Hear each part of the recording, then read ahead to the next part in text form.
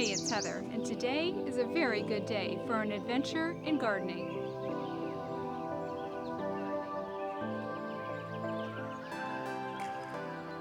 So yesterday morning I got up and I made my list of things to do, and it was a beautiful day yesterday. I used to tell my daughter when she was a teenager that you only get so many perfect days and you got to get up and get out there. And yesterday was one of those days and I just couldn't do it. But I made my list, and then by noontime I had a headache, and the kind of headache that I was just done for the day. So I came out to my little herb garden out here where the feverfew was growing to pick some feverfew and make some feverfew tea.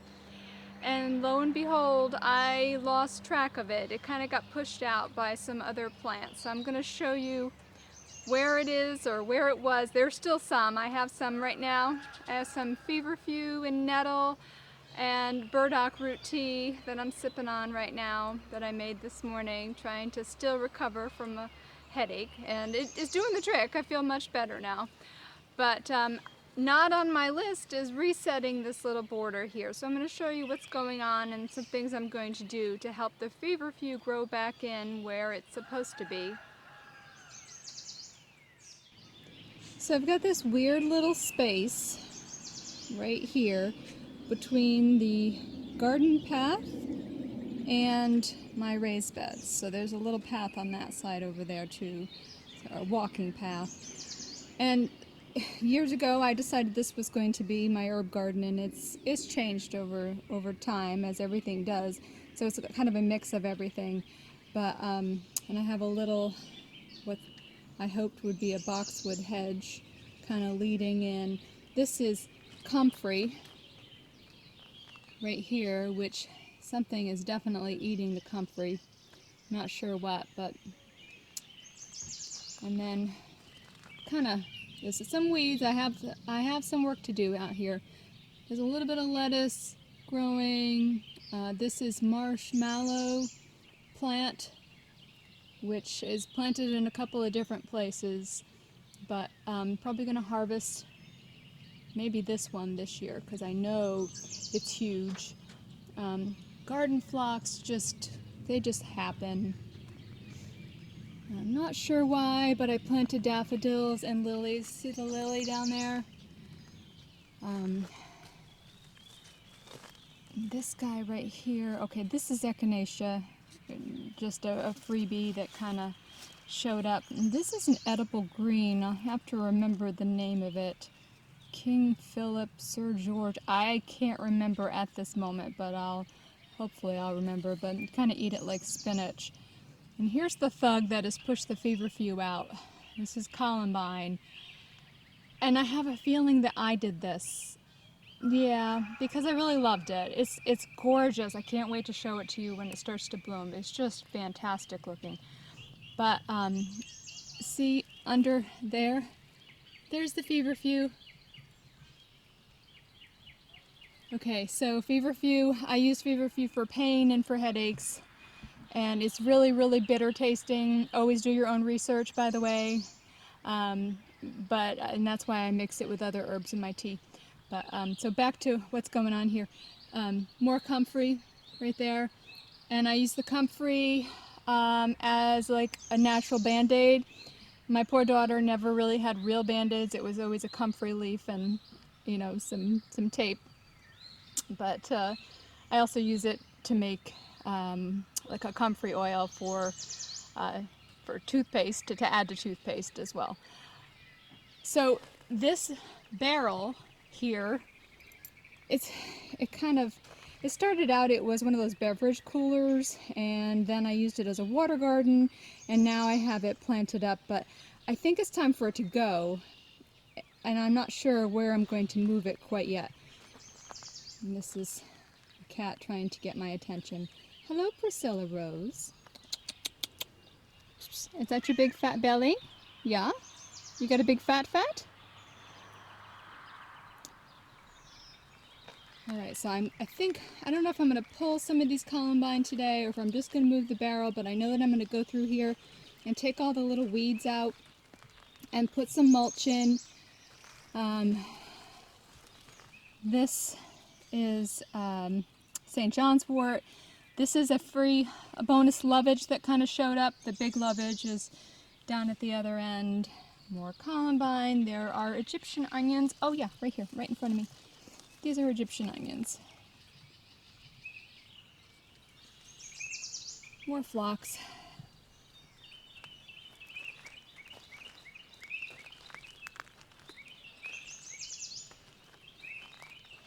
And this little tired thing right here, I have faith that it's going to come back. This is pizza mint. And there's an herb farm like on the Massachusetts border heading north towards New Hampshire that we went to one year, and I picked it up. And it's delicious. It's very, very tasty.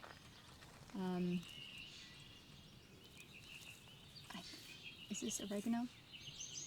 Oh no, this is the pizza mint right here. So, yep, right there.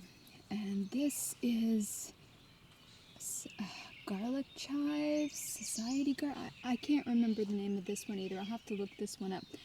But it tastes like garlic, smells like garlic. Gets a little purple flower to it. And there is some lovage. There's the big lovage there. And lovage tastes like celery, and it's great for soups and stews and whatnot. So I'm going to be working on this first today, even though it was not on the list from yesterday, and then I'll start working on yesterday's list, I guess. The potting bench is still very active. It'll be active until I think I really start to slow down probably the end of June, but there'll still be some even through August. So today I'm going to be moving out to the greenhouse these trays. This is arugula that I started, another crop of arugula. I know it's gonna bolt. It might not. I don't know, but I had the seed, and there you have it. And then the next tray of lettuce. Some of them are germinating, some of them are not. Well, yeah, we're doing okay. So they'll be going out to the greenhouse. And on my to-do list are the sweet potatoes. These are the sweet potato slips that I bought from my local feed store. I love my local Agway. And we've had a very rough spring, so they came in a little beat up. Actually, a lot of them look just like this. They're on heat mats right now so that they could know that it's time to grow. So it's on my list. Will I get it done today? I don't know. There's a shift in our weather. That's why I feel really comfortable about putting them outside, but anyway, they might have to wait till the weekend. Oh, and then I also have, I think this one's called Marvel of Venice. They're not ready to do anything quite yet. It's a really pretty bean plant, kind of like a yellow potted bean climber. I'm excited about it. It's new from Baker's Creek for me. It's new this year, but it's just starting to show some life. Hello there.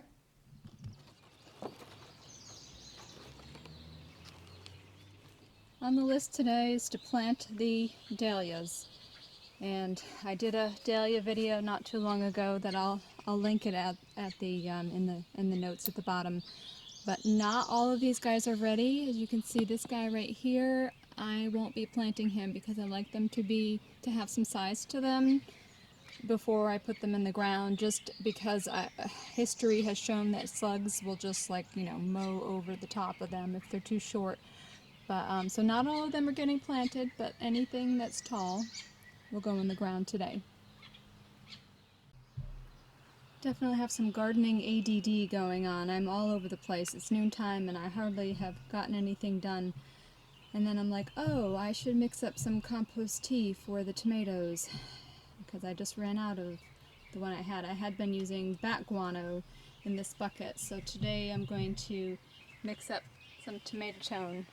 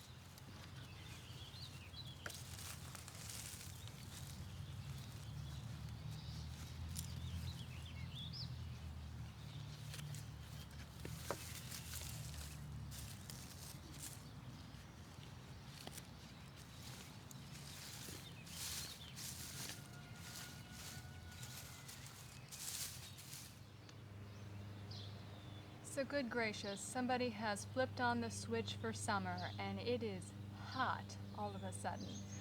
So I got the 6 dahlias in the ground that were grown out how I like them.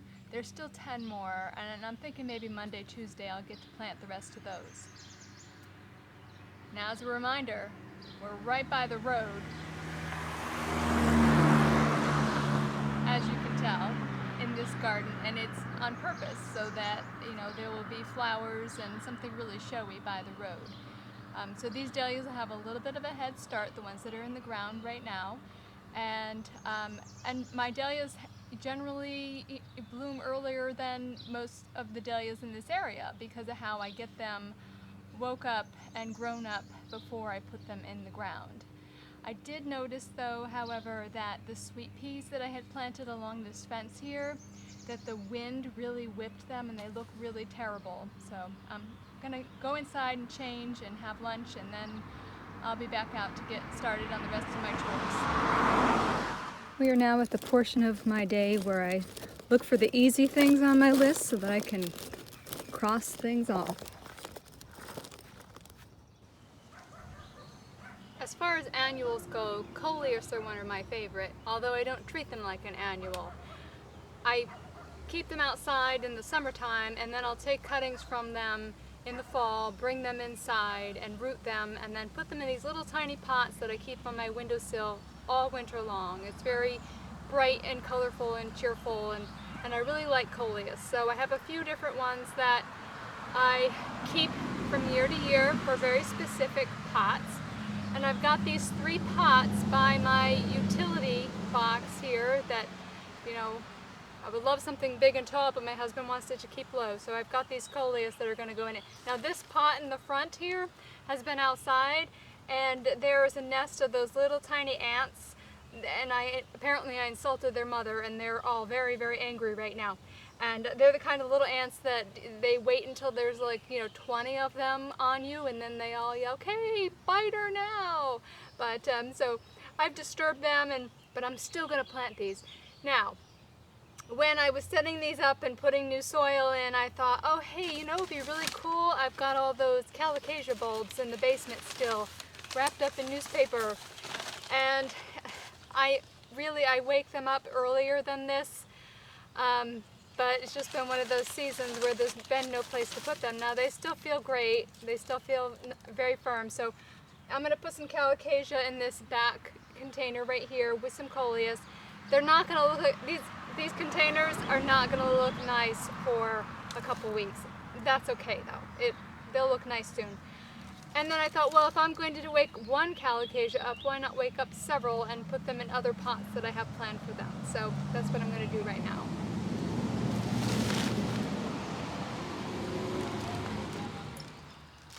These guys have so many, they're so root bound because they've been in these tiny little pots all winter long, but they'll be fine. You'll be fine.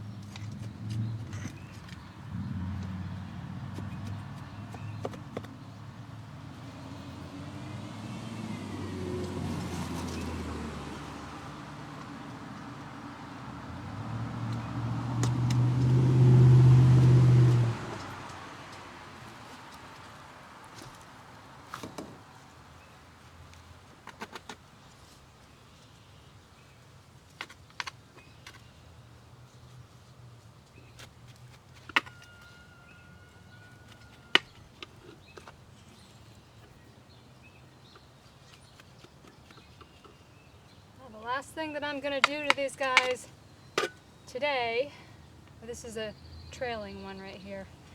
The last thing I'm going to do is I'm going to snip the tips of all of them off, and then I'll just bring the tips inside and put them in water in case I need a pop of color in another container somewhere.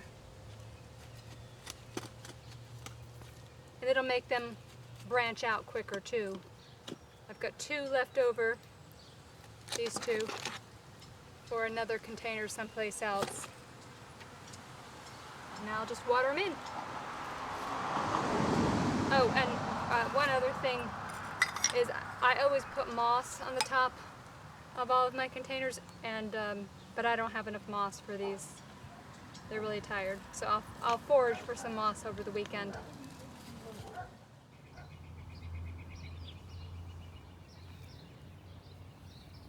Look at this. It's going to be a great strawberry year. This is something I can check off my list now, and I really didn't intend to do this job completely today. This is that area that I planted the turnips and the big radish in a while back. And so these little funny looking little tents here, this is me pretending I live in a warmer climate, because this is the sweet potatoes are in there. I made little hills, so I am using these, I don't even know what they're called now. When I worked in the garden industry a really long time ago, when I was in my early 20s, we called them walls of water. And I think that's what those 2 right there are, and then they came out with this updated version after that. So they're, again, I'm sure you could Google and find them online, but I've used them over the years.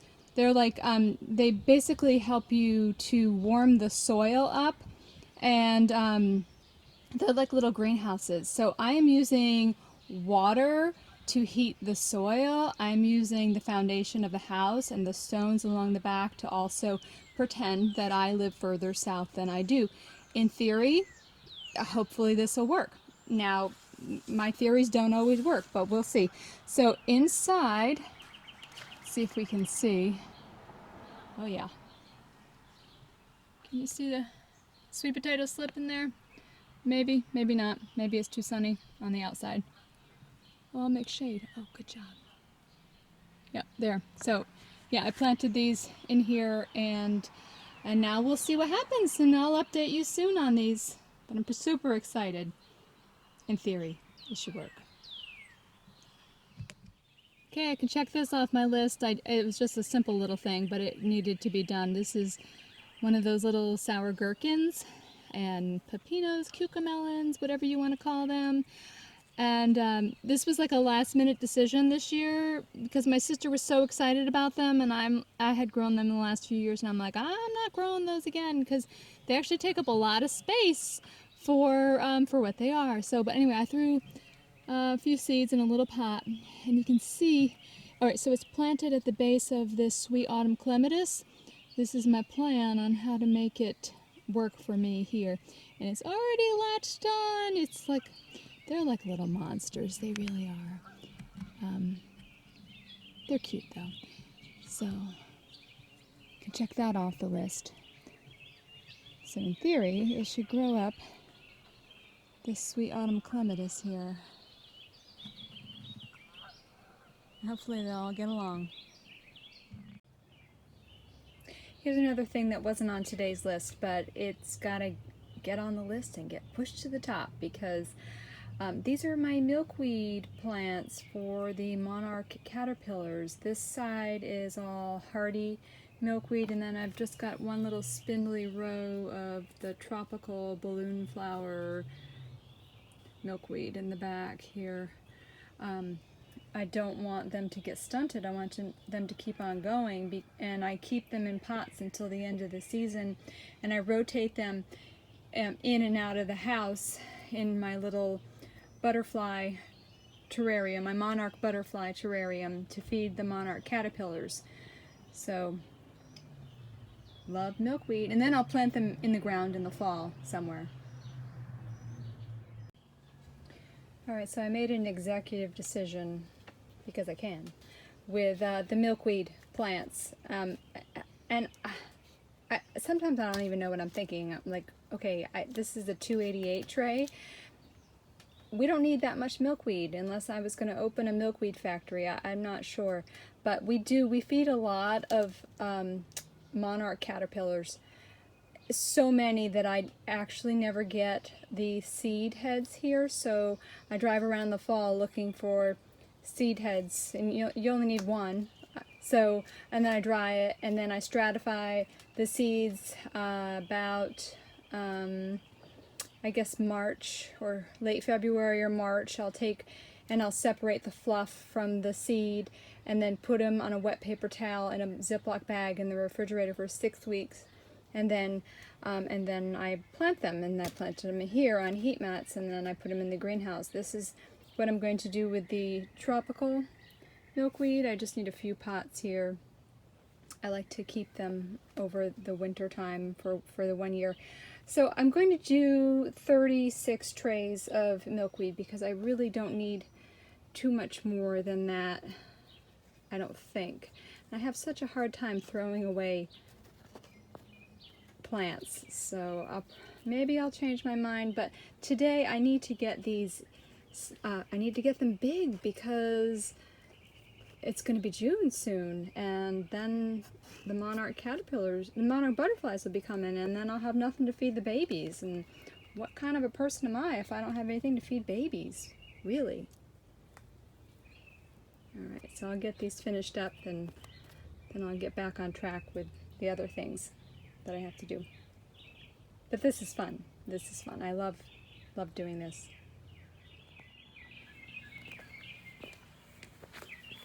Oh man. Alright, well, I need to get this done today too. So this is the cold frame that no longer needs the top on it.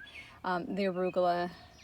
So the arugula, there's no stopping arugula once it starts to flower, or you set flowers. And this, really, a few of these are going to be left for seed collection, but we can stall the full bolt, and these are edible, so I'll be throwing these into salads. So I'm just going to take a few minutes and snap their heads off, and then take these inside and throw them in a bowl of water, let them sit until I am cooking dinner.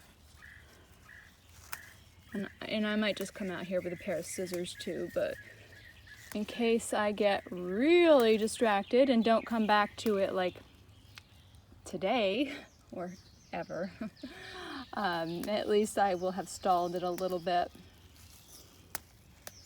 right now. And there's 2 more crops of arugula in theory. In theory, there's 2.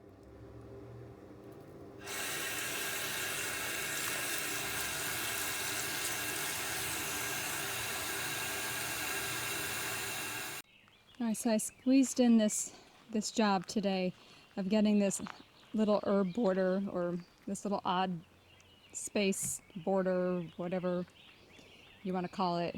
I reset the whole thing. I pulled out a lot of things. I left most of the Columbine because I want to see them come to fruition first. But I'll be removing them and moving them into different places later. But I was able to put some mulch down. We had some stumps ground, and I used the mulch in here, pulled out a lot of unnecessary things. But I found some very cool things when I was in here. And I'll just start at the beginning like I did before I reset it. This is the comfrey and the little box hedge around it, and some lettuce. I think this is the sanguine, I'm pretty sure. Probably already said that. Alright, the marshmallow. Looks good. Lily, some echinacea, good King Henry, that's right, I looked it up. I didn't forget, I just, for a moment. It's a green, you eat it. This has to change here. This is not going to work out with the echinacea, good King Henry, and the Columbine. Somebody's got to go. Someone's got to go. More comfrey. The little lovage. See, I found my little doorknobs. Stuck them back in there. Lots of lemon balm in here, which I love to make lemon balm tea in the evening. So there's like some babies in here, see them? Yep, so we'll let them do their thing here, and we'll move the Columbine after. I have to show you the thing I was most excited about finding because I thought it had been lost for good. There's a big old oak leaf right on it too. Horehound. I grew this from seed. I don't know, 2 years ago? I thought I lost it. Here it is. Found it.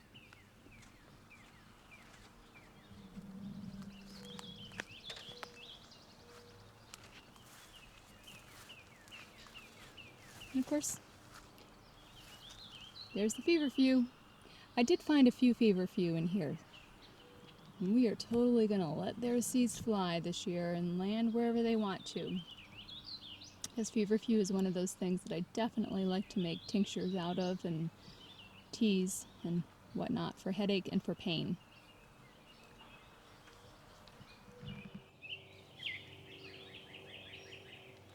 So that's it for today. I have to get inside and get dinner started. Now, it was a beautiful day, a great day to be outside and enjoy the sunshine and the warm weather. Now, did I get everything on my list done? No, I didn't. And lists are not meant to create anxiety or pressure for you.